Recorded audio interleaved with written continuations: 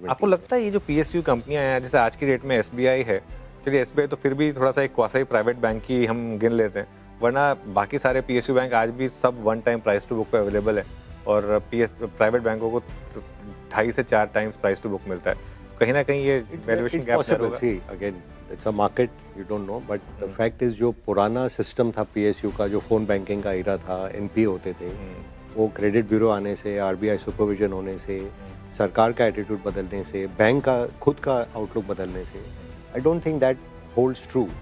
और जो 15 से 18% रिटर्न ऑन इक्विटी कमा रहे हैं, उनको आप 2, 3, 4 साल मत दीजिए प्राइस टू बुक। चौथे साल में जाके पता लगेगा कि ये 0.2 टाइम प्राइस टू बुक हो गए हैं। तो ये 1 टाइम भी हो जाए तो 4 गुना 5 गुना, और ये हुआ भी। हम लोग ने एसबीआई या कनारा बैंक पहले इस साइकिल में जब लिया था, 5-5, 6-6 गुना हो गए वहाँ बहुत ज़्यादा। एंड एक बार पॉज लिया है, अब होपफुली दे विल स्टिल। मैं अभी रमेश धमानी जी से बात कर रहा था, उन्होंने कहा था कि ये पूरी की पूरी बुल मार्केट पीएसयूज ने लीड की, तो और शायद आगे भी आपको और पीएसयूज ढूंढने होंगे। आप मानते हैं उस बात से? See PSU became a word by fashion की ये नहीं चलते, बट जब आप डिफेंस का थीम निकला तो the only companies available to you were defence PSUs.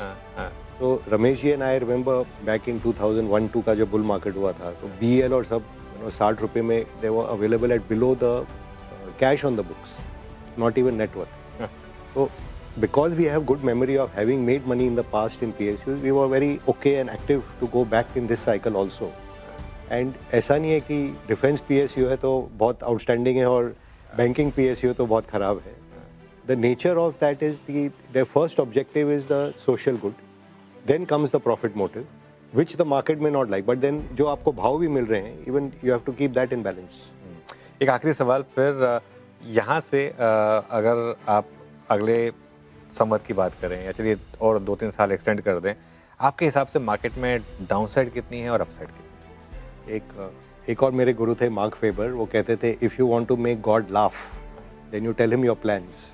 सो आप ऐसा सवाल पूछ रहे हैं कि देखिए इक्विटी है, कहीं वॉर हो जाए, कोविड हो जाए, market can fall, but ultimately we trade on terminal value. 5, 10, 15 साल में ये मार्केट कहाँ जा रहा है।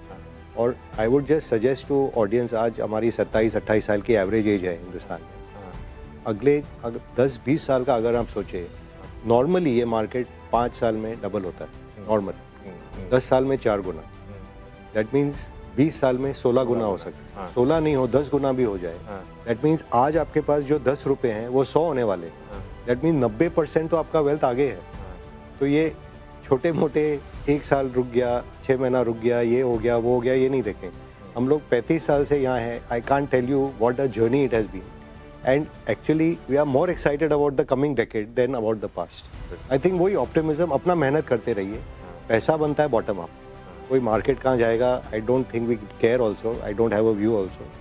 आपको आज मैं 2-3 कंपनी दिखा दूँ, उसमें 25-50% आपको लगे बनने वाला है, यू डोंट केयर मार्केट अगले साल घटेगा क्या। अब बॉटम आप अपना काम करिए, अच्छे प्रमोटर ढूंढिए, मार्केट ब्रॉड बेस हो गया है काफ़ी, एंड अपने अपने एरिया में आपको बहुत बहुत अपॉर्चुनिटीज़ मिले। एक्चुअली पिछले 1 साल मैं तो कहूँगा कि मार्केट का शानदार रहा है, क्योंकि इंडेक्स नहीं चला, लेकिन अगर आपने इंडिविजुअल स्टॉक्स अच्छे निकाले हैं तो मार्केट ने अच्छा पैसा बना कर दिया है। मनीष